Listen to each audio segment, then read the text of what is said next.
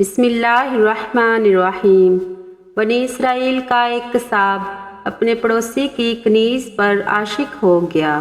اتفاق سے ایک دن کنیز کو اس کے مالک نے کسی دوسرے گاؤں کسی کام سے بھیجا۔ قصاب کو موقع مل گیا اور وہ بھی اس کنیز کے پیچھے ہو لیا۔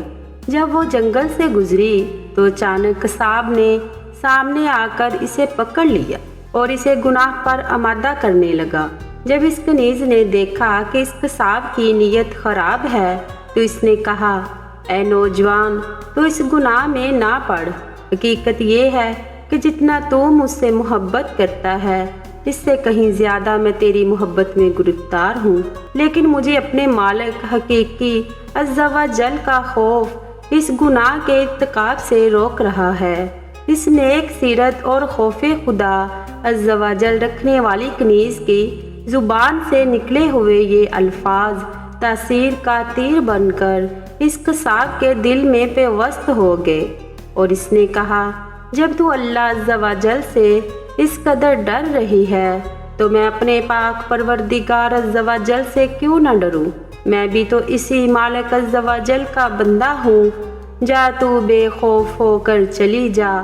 اتنا کہنے کے بعد اس قصاب نے اپنے گناہوں سے سچی توبہ کی اور واپس پلٹ گیا۔ راستے میں سے شدید پیاس محسوس ہوئی، لیکن اس ویران جنگل میں کہیں پانی کا دور دور تک کوئی نام و نشان نہ تھا۔ قریب تھا کہ گرمی اور پیاس کی شدت سے اس کا دم نکل جائے۔ اتنے میں اسے اس زمانے کے نبی کا ایک قاصد ملا۔ جب اس نے قصاب کی یہ حالت دیکھی تو پوچھا، تجھے کیا پریشانی ہے؟ قصاب نے کہا، مجھے سخت پیاس لگی ہے۔ یہ سن کر قاصد نے کہا، ہم دونوں مل کر دعا کرتے ہیں کہ اللہ عز و جل ہم پر اپنی رحمت کے بادل بھیجے اور ہمیں سیراب کرے یہاں تک کہ ہم اپنی بستی میں داخل ہو جائیں۔ قصاب نے جب یہ سنا تو کہنے لگا، میرے پاس تو کوئی ایسا نیک عمل نہیں ہے جس کا وسیلہ دے کر دعا کروں۔ آپ نیک شخص ہیں، آپ ہی دعا فرمائیں۔ اس قاصد نے کہا، ٹھیک ہے، میں دعا کرتا ہوں، تم آمین کہنا۔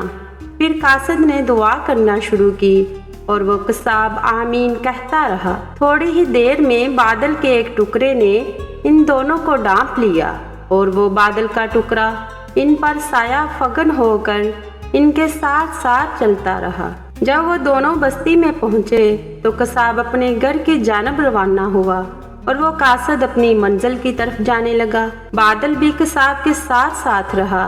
جب اس قاصد نے یہ ماجرا دیکھا تو قصاب کو بلایا اور کہنے لگا، تم تو کہتے تھے کہ میرے پاس کوئی نیکی نہیں اور تم نے دعا کرنے سے انکار کر دیا تھا۔ پھر میں نے دعا کی اور تم آمین کہتے رہے، لیکن اب یہ حال ہے کہ بادل تمہارے ساتھ ہو لیا ہے اور تمہارے سر پر سایہ فگن ہے۔ سچ سچ بتاؤ، تم نے ایسی کون سی عظیم نیکی کی ہے جس کی وجہ سے تم پر یہ خاص کرم ہوا؟ یہ سن کر قصاب نے اپنا سارا واقعہ سنایا۔